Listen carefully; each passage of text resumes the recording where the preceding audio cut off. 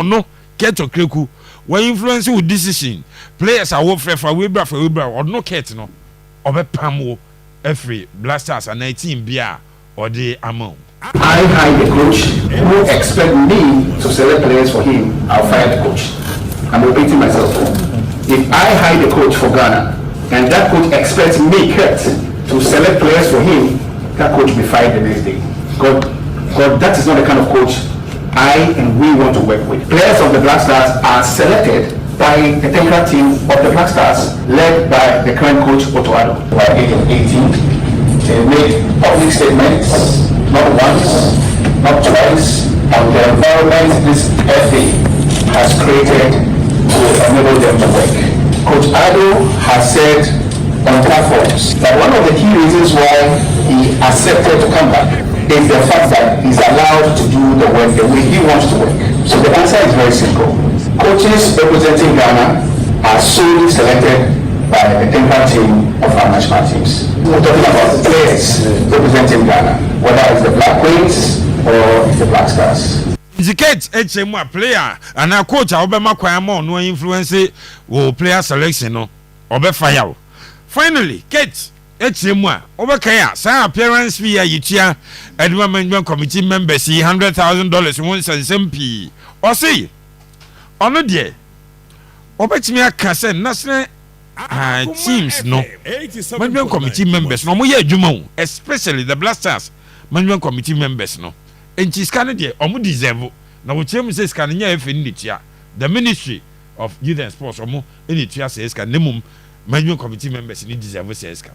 Currently we have 20 national teams, and each of the 20 national teams have specific needs and attention. So it's always important for us to find the right people, the right skill set, with the right levels of passion, who will help us to manage the national teams. If you're part of the FA setup, you will fully appreciate what it means to manage a national team. So management committees are as relevant yesterday as they are today.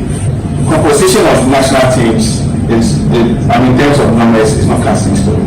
We have some national teams that have 3 management members. We have some national teams that have 5. I think currently even Black Stars have 5.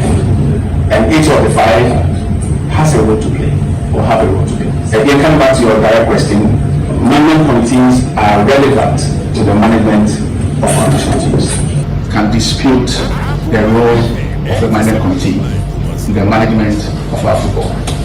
For the World Cup, it takes 4 years of hard work and management and sleepless nights and traveling on aircrafts or in aircrafts to secure qualification. Unfortunately, it doesn't take 2 days. For the other junior national teams, it takes 2 years to ensure qualification. Every day within a year, work is being done. This has to be made very clear. That management committees will not exist on paper. They work. And everybody who's had a chance of being part of any of our national teams will speak to this. The GFA pay that money. No, the GFA doesn't pay. That is from the what happened? It's from the government. I think that's fair. I do not instruct government.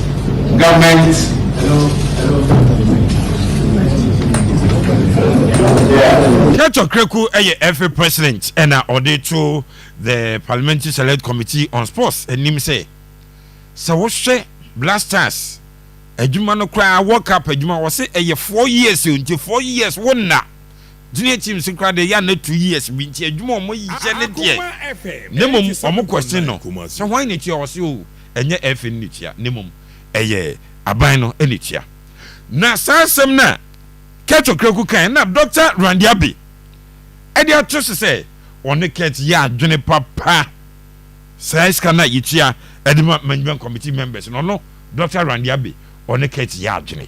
First of all, management committee members are not paid a salary or an allowance. So you could be on a management committee for 1 year, for 2 years, for 3 years, for 4 years.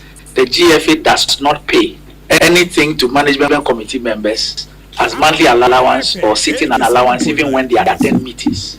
It's not done. I have been a management committee chairman for God knows how many years. I have never been paid a monthly allowance by the FA by virtue of being a management committee member or a sitting allowance. It is when you travel with the team, everybody on the team is paid a per diem, and you are also entitled to the per diem just like anybody else on the team. And then this issue of management bonuses and all that, I think that a lot of fetishes has been created about it, and we need to deal with it. Look, why do we pay a bonus? We pay a bonus for recognition of success. So success has been achieved, and we think that it ought to be rewarded. And so we identify those who are responsible as far as the success is concerned, and then we reward them. Is that not the case? Now, I always ask, in this country, when the Black Stars fail, they fail to perform, what's the first name that is mentioned? It's the GFA president. Even before people go to speak about the coach and even want to speak about players, I mean, there are people who don't even know who the Mazel or the physio or the assistant coach of the national team is. People who hold people responsible when there's failure. Why must these people not be recognized when there's success? If you think that it is okay to hold people responsible when there's failure, why must you not see it as okay to reward those people when there's success? Dr. Randiabe, success. Me who be as success ni fu afa ni ye ko tournament ni ye say ma appearance fee. Success ni de he. Qualification na ene nkofo da on beje trophy de em say ye ton Ghana. Emo abranche bi adiska. Mami call line so hello, good afternoon. Good afternoon. Hey, flow say. I just am Jerry. Jerry wo he. Ada da go ni engineer. Hey, Jerry nyanche ka say fa. French. That's the never know. Then I see what phone so Jerry. Oh, I see 500 and 500. Who call say? Oh, we call intensity. I don't idea, but I don't my way. I was oh, intensity is 2. Pena wo to ye. Bagane. Na what this 500? 500. Oh, congratulations. Yes, I want to aso. Me to far. Yes, I'm now can you mo muti akoma FM me fire cash out here. Yes, I'm now can. Mo nyanya cash out no bi am no me. Me know de. Yes, and I me befia me hu no ma beje me kakra why. Bati. All right, congratulations. I'm ready. Your friend Jerry also kase free janchene ase. Ono and wadi first one no. Second one ebe baso enu for phone no. Dial star 439 hash. Star 439 hash. Now so found who HMB option 6 na Kuma FM and I was selected. Oh, to say Jerry so to 10 series now so selected 2. Also o kone say enti ba ku bia ye 5 Ghana fa ho HMB Jerry na my friend na minya no enti na me first draw na say ache kaka na ma yedada ba na me pele na minya no second draw no be ba fa phone na dial star 439 hash option 6 Akoma FM na fe dodo a woto no wo de atoa so na ye ko enti doctor amebo ne voice is say around yabe and worker success me who success kwa papa no come wasem no but mama na me home na sesia head coach mo on the voice wa waka asem and a chairman of the Referees Association of Ghana ono so the assembly atuja madama me ba sesia niaba abeto so haya Akoma 87.9 FM. Then the worry for somebody like you, the CAF president said this week that nations that do not play games on their own turf cannot develop. And so to sort of localize that example, you are in a city that adores its football, and then all of a sudden, primarily by your doing because you don't have your own facilities and the rest, you still have to travel a considerable distance to Obuasi to go and play. How much of a blow is it for you that you're having to uproot yourself from your traditional home, away from what's normally the base where the fans would have loved to? Does that factor in your planning as a coach in any way?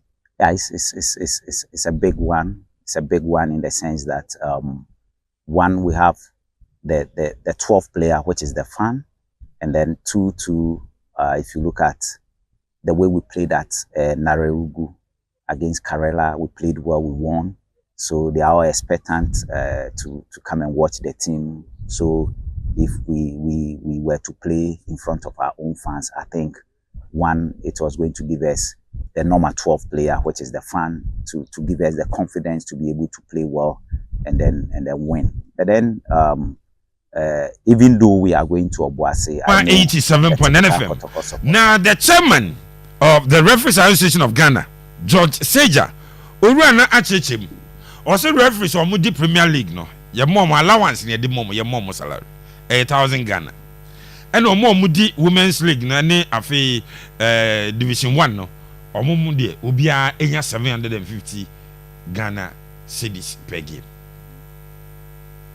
So that the rest will be in camera. The girl and the women, that's Division 1 and the women, they receive 750 Ghana cedis as all inclusive. The all inclusive for premiums 1,000 and 750 for this. That is all we have.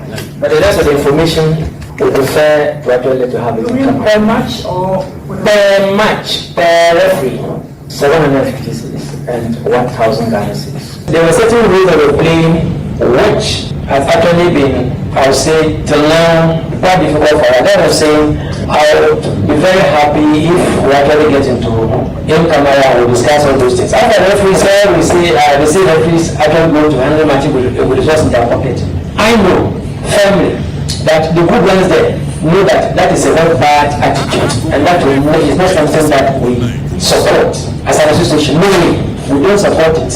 If any of us get to know that this happens, we have an internal discipline measure that will take, and the person knows exactly what will happen.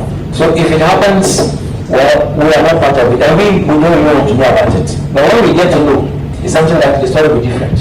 Oseja, chairman of the Referees Association of Ghana, and Oche Chimska, young referees, or more Moody Premier League, or more Moody Women's League, or more Moody Division 1, or Munya de 2, a John Nimon Falfono, dial star 439 hash, star 439 hash, cash out. Na fe wo call option 6 no wo select Akoma FM dodo a wo to no na wo de ato so ba ko bia ye 5 cities enche but the second draw no ebeba Pepe wo tie FA president nka Dr. Randiabe can success minim success kra wo kan wasem na John Sejan so the referee die abetusu medase na I think that committee na juma na mo ye no faso ni so I'm sorry to yes I'm sorry but a useless exercise. Why? You called 2001 by AAB. I have the report. What happened? And you called 2021. I born 2022 AAB. You called 2023. I born 2024 years after Mona. Useless exercise and. No, Parliament. No, they have a good intention, but I ain't baby. Okay. The Speaker of Parliament and the committee, no, he felt so disgraced and ashamed. Say. First round exit me no atwaso, so he felt that something ought to be done. The FA themselves, any ministry now more and what direct oversight responsibility no omo emfa omo makacho say ke by na FA no ne ministry take committee no mo hwe go into their former coaches went wrong but omo emfa omo but parliament dey no mo yere so ensa emfa omo njem go si ba bia we a dey obeka chom bi omo fanya he 7.9 Kumasi. Kate started by saying he says any respect or woman parliament and ko ma cause as we kan wansam. And when an else almost catches you should get out of their room. Sir. Of course, they should have sacked him from that preliminary comment, you know, say, and provide demonstration at the petition, Abre Parliament. So when we have you here, we will take you back to that petition, some of the issues they raise, or say, say, or more demonstration, or person, I can be uncommitted to catch almost straight, or more access to them, and say, no respect to pan or more, a one comment. Na bibi ombia no enyo mani biwa no omunya abotra ne ye dada biwa ne ayagese be that was nazemo kan getting church mu bebrebe o kan nyina wan kanya sasem ba kokora about why they deserve the money na tie get me see ade no mo sleepless night for 4 years ade no mo ye useless exercise that ought not to be encouraged because the attitude no me if I am a member of parliament me to me as a come pam no say my friend get out of this room sir.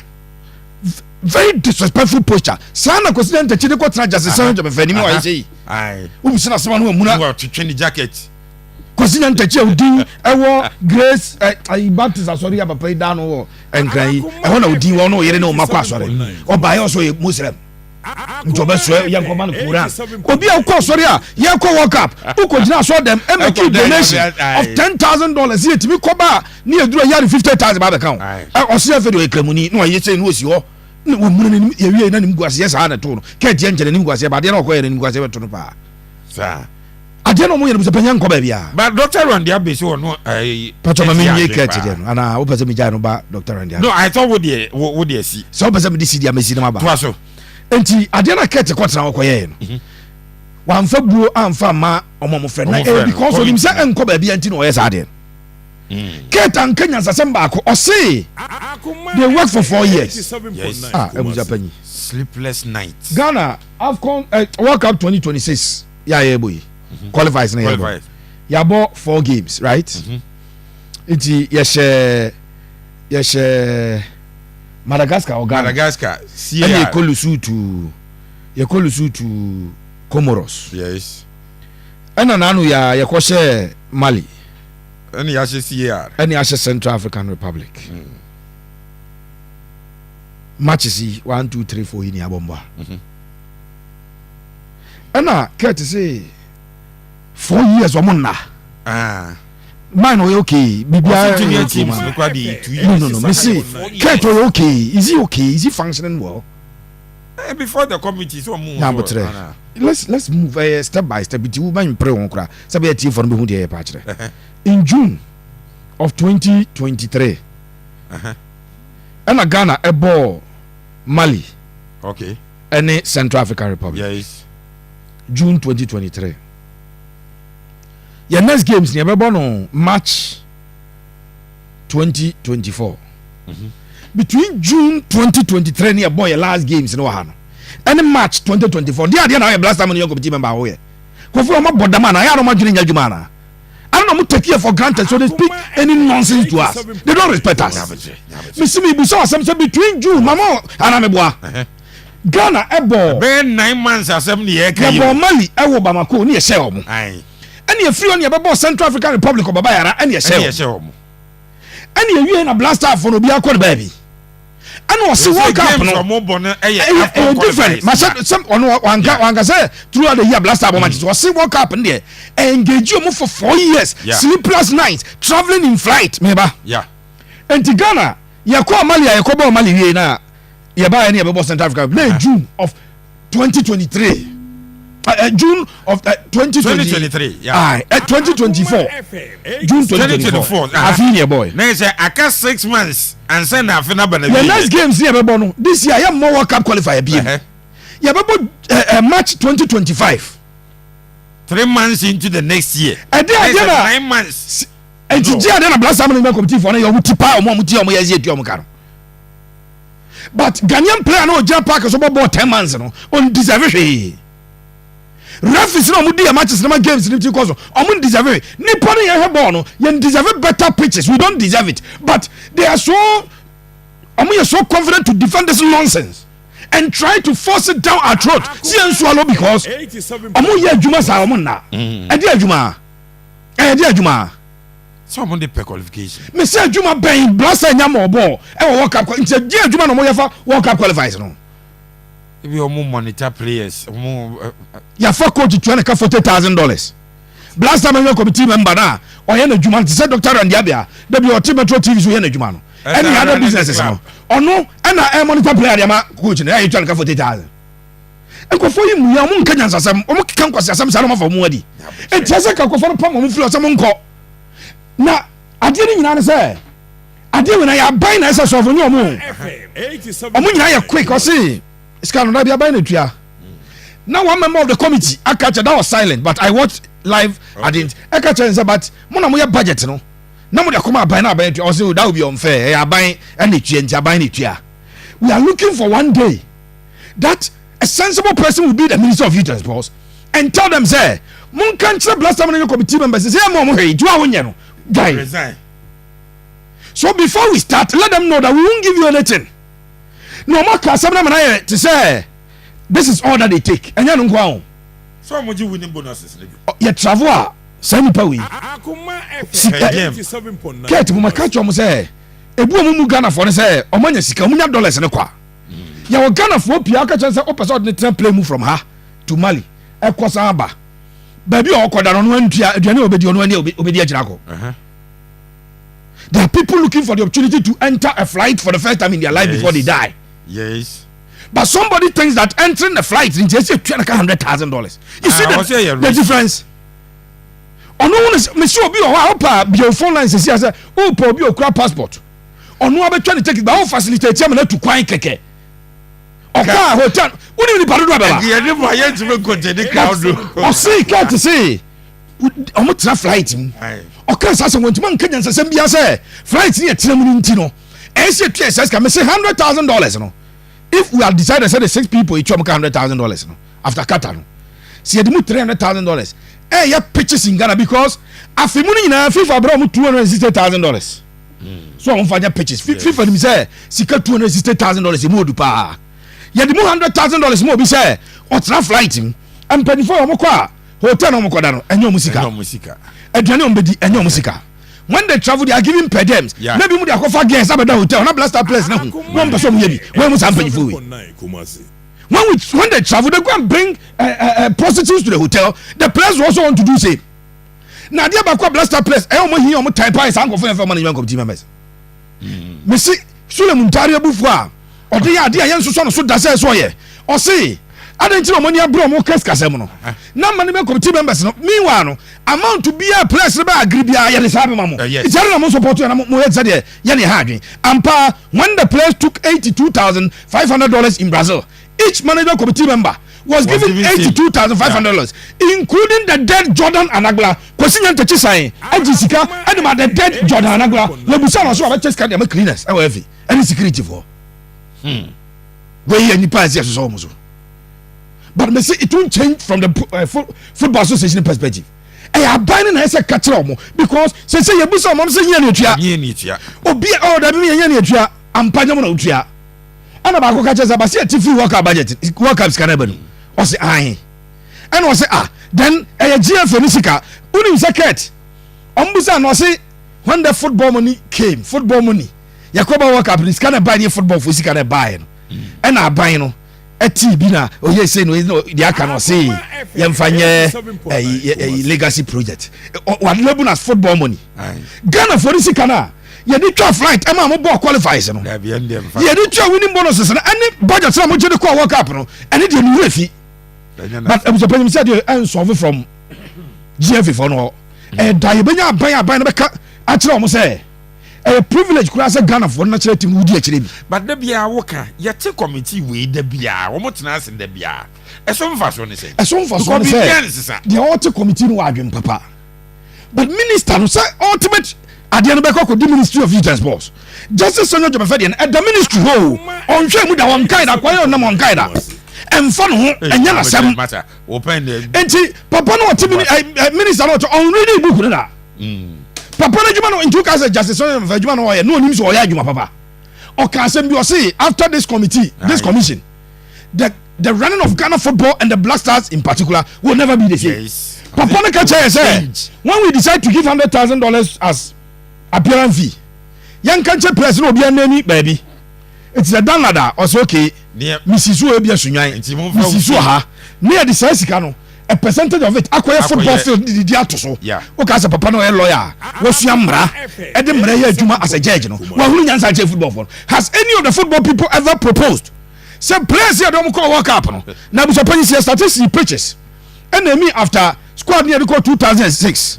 the record 2010 the record 2014 2022 e kan in pictures quite do right now groma where oya lawyer wonya ball ni bi nyansa ni adwe da ni tirimi omo ya ball fini say matena play mu entie hu say Gruza beka as asem na say omo nyina he say omo into that I am disappointed in Dr. Randiabe was say felu abani Dr. Randiabe is a personal friend of mine. Sure. We talk almost always, but I am extremely disappointed in Dr. Randiabe. How Dr. Randiabe assume position bi okroma ya no akofo ko jeta betra ne nchen wo ni TV no so da bi omo ne nim nioma enye na sik omo tibi boska so se panyini bi 20,000 cedis no omo kana eye corruption se gudi tie hu ya mama management committee members $100,000 so omo ya adwuma 4 years no omo wan ya manager na adwuma management committee members of the Black Stars na msa panyi when we and none of them never to the pay slip about say if Sandy Pakon ejai the oil work up na say so I kwai momode nti your first 3 matches near boy within 10 days. I am challenging Dr. Randy Abe say on me blast time management committee member ba kwa ni pay slip in 10 years over any 100,000 he should come back. Dr. Randy Abe should come back to prove to us so Jana Juma ho no di blast say 10 days obenya more than $100,000 omo ye favor to the nation ni ntua ka jaye adwuma na wo ye ne ntua ka jaye that 4 years and you ntua bi aka and my management committee ntua pese ka ban asa tu omo ka management committee members o se ye ntua omo ka why how can people be that wicked also omo ye success aba nje say ye tu omo ka for I don't know the description of success and how he limited it be all limited to World Cup qualification. So once we qualify for the World Cup, we'll be successful. Because World Cup sikano, you qualify, you know. Emu na says qualify na ye more bonuses no bill. Says sikano na say yes appearance fee. Na me say success when no ndi dey na. Me say me nkasa me tenase o me say me nim nti na me say committee na djuma na fa so ni so. Na so bi busa na say success in there. Etebia no element say success in qualify because when you qualify na ma $1.5 million. Now Kobobi am $8 million account, now 9.5. It's a sources description of sources. They say once we qualified, we are successful. It says can okay. But I want to say Kobi catch on become maybe I did calculation. Many justice veterans. Me a calculation channel say per information they crame. At that time, almost a Black Star game back cost $1 million. You bought one game. Wow. I'm the penny fee. My calculation so you did about 1, 2, 3, 4. Let's use the old figures. $4 million. Yeah, use $4 million. That I buy it to Ghana for $4 million. Akum. Near sa returning matches na 8 games or so. Near spend $8 million. See, I call you $9 million bar. You nyam faso. You nyam faso. 1 million be better. You nyam faso. Omo kwani ya besa discard yako. Omo sa kwa World Cup. Omo sa be budget ajisika. Enti faso bi amai. But yakoba no ma faso ni sikare ba ni nyina. Investment. The standard no na wo de o tiwiase a o spend this car what spend them fa ho baby ba no afa say emfa so edam wo utrim wa dwene nyadwuma abra ye nyina nim so o de sika na share man sa na sika ba so committee we am ya metro to speaker no say ba ko no ye in 2021 nothing came out of it, nothing including recommendations from yadema the same minister we put in society or a member of parliament or parliament in you. So Justice Senator me first me Fasikan Tuka minister ka Chesika omuri Tuka kwa waka. That commission report me say a decision of the High Court. If you want to change anything in it, you must go to the appeals court to go and change it, to go and fight it. We have not done that. Report on the Kasia panel with original company of ministry ho. Bakoda Attorney General office. Omunhwe mu da. Now reference na do dan ko bi dia minia songo ekobusan say o say onya we sa obehwe make kai pam the first 100 days in office of friends and job for and songo dan also on kai bibia ba onya we but oboga ko he etem to panyi no kwase mo busa report panyi no te so a ye man no one respect report no at that time na John Ronnie Mama his excellency na mampanyi ye dey report no man no ono aka chewi we menemu nya adwene we menemu di osani omo ya adwene no wansa ni so mampanyi we ni so Pepe to home what nonsense is this there no high ni bay fa phone no Pepe na awie ana nyimre wa hitisa na haya koma 87.9 FM fa phone no dan le star 439 hash star 439 hash option 6 ne yakoma FM nti select yakoma FM afi dodo a woto no ba ko bia ye 5 series fa to aso enche obi besa discabio Seraf akoma FM Dr. Randy Abina ne ho ye ngonwa kakra because ka success minim so won success kra me before member on omo comment ne so I mean taking it from Parliamentary Select Committee, you know. If they don't understand the issues, and also omo issues now see before they meet. because what you omoka ese omo ye se unti issues se omo nima de ko se unti issues na se na usia football people ha ombe convince ombe convince ya no ombe kan say ah obe sorry ako you feel as a be was as be a reasonable things pa acho so me say honorable women and the committee no they needed so omo be share to be a select the crack brains when it comes to sports. Sports journalists no more share. Now ya try mo issues no. Everything kasa mo yin. And yet from a political perspective, politician here be kind of from the ordinary citizenship perspective. Ni ya try na into go mo ko share omo no. No more of one. They have a better understanding because some of the things are no more omo say omo advance very solid defense no. Come say they are not making a lot of reason. 87.9. Now, my main class, I'm sure. Me too. Who say? So, defense on bonuses. They say in Piaeka. Tenwa. Aye. And omode wa packaging na risk. Oh, wa packaging na omode defend your mo. My main class, I'm sure. The Parliamentary Select Committee should know say national teams no. Enye FDA first one national team dia on mine dia anything on mine na bo ho ka efe ni hwe ye ka say interest efe ni hwe so dia ma on mine ehwe so di ma on mine no anything na ya na eduru sikasem a omukọ ho no se wo ade no obi hwe so ma wa the person should not have the audacity to be telling you as a me your favor minim so otimase a ade ye media o hwe so di ama me and now may throw a bizarre questions. You don't have that or say someone yaka and yes I call yes I respect or my comment. How you are taking care or looking at something in trust for government? Ye bizarre some I was saying Kenya yanka ma Oman France or move bizarre FIFA praise donations near I mean they wanted to look at issues related to the national team and issues of concern. Any disastrous campaigns are on national team.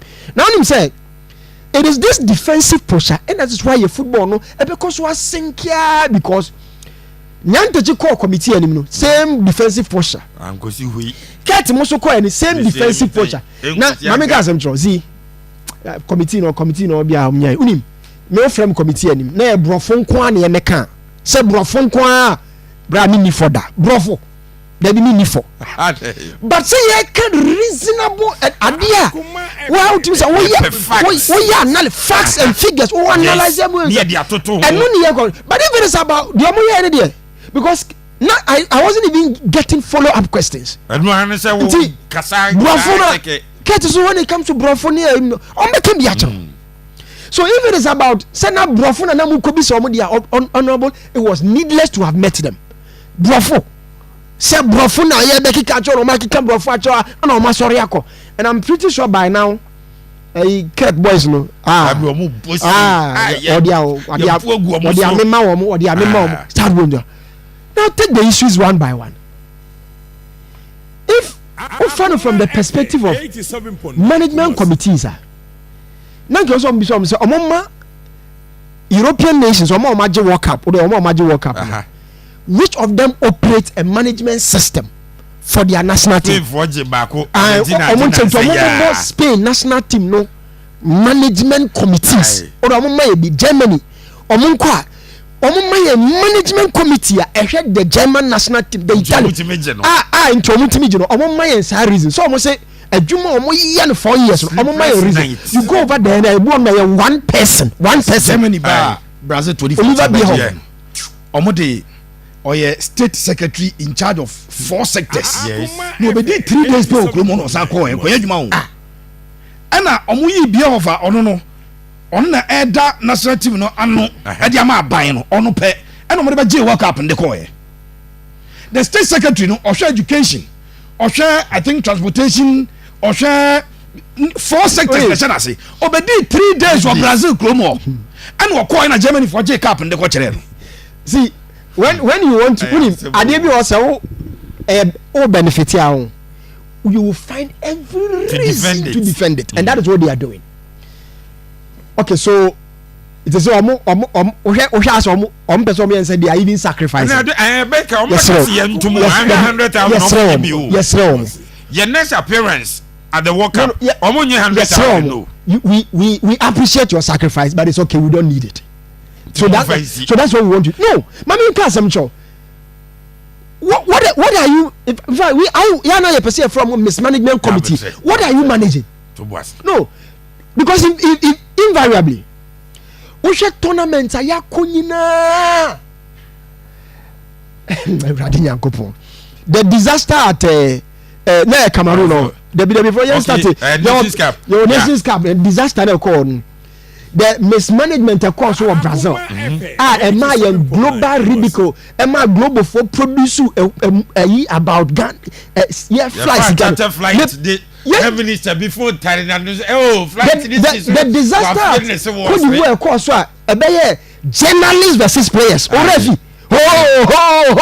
They should tell us what are you managing, and then I will manage it. So the point is this, but I can understand because I mean I made just $100,000 now. So I justify why I deserve it.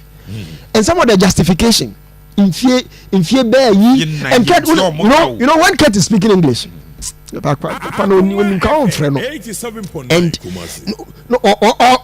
or justify justify, and I was looking at the tenses and the year was because you cannot meet us.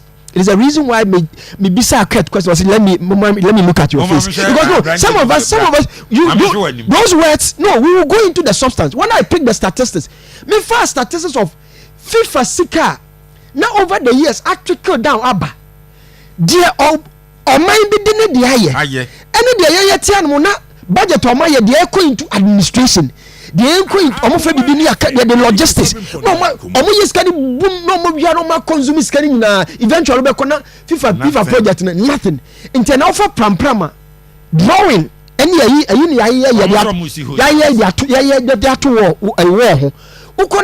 what other nations are here with the same mania. You read as a Chrome Nipa wicked. It is a reason why.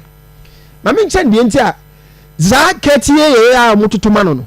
Said the Benya management committee in so continue about one or it is the reason why they promise so you promise so say member who be a management committee member. I didn't what they promise people until take over now for start into way committee ways. So do you know what, the very moment we start collapsing these management committees, a lot of people are promises I demand for because there are no management committees.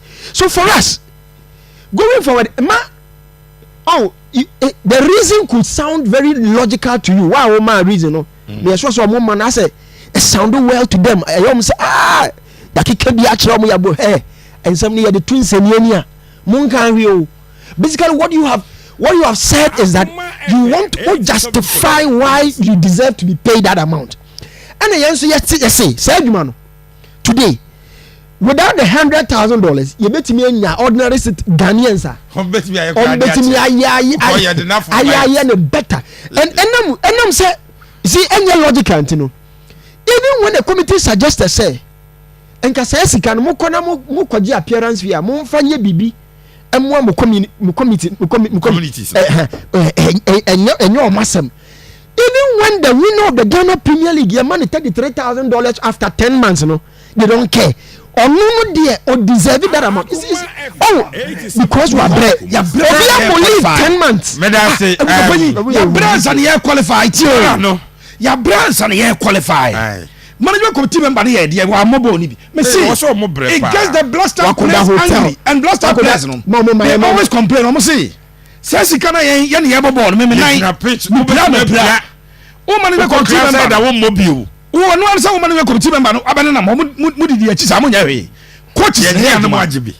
Run the justification back when it says a Blaster lose too much. A bucket. Nanga run the success in the bar. Can I have a possibility? Now, so Kate and into a FIFA Jalagan. Pepe, may I say, $15.81 $100,000.